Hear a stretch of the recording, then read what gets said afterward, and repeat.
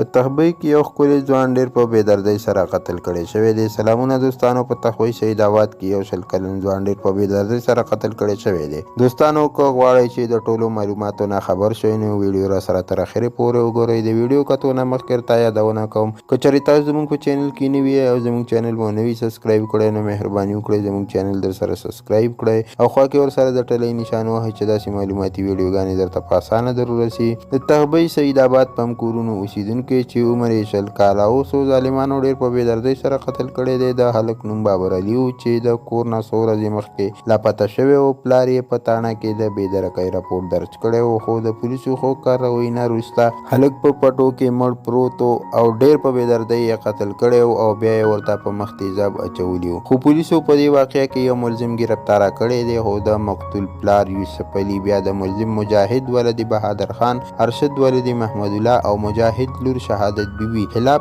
FIR درج کړی دی چې پکې ملزم ارشد گرفتاره کړی شوی دی. مجاهد او د هغه لور تښتېدلي دي او د پولیسو د هغوی د نیولو لپاره پوره کوشش جاري کړی دی چې هغوی به ډېر زر گرفتاره کړي شي. د مقتول پلار ویلي دی چې د کویدن د شهادت بیبي سره شوی وه او بیا یې څه موده بعد د شهادت بیبي پرېښوده. دوستانو، دا و د نن ورځ یو دردونکی خبر چې در سره مو شریک کړو. که ویډیو مو خوښه شوي نو شیر یې کړئ او چینل در سره ضرور سبسکرایب کړئ. مننه کوم چې ویډیو م را سره تر اخرې پورې وکتله او د بلې ویډیو پورې دلې. الله په امان.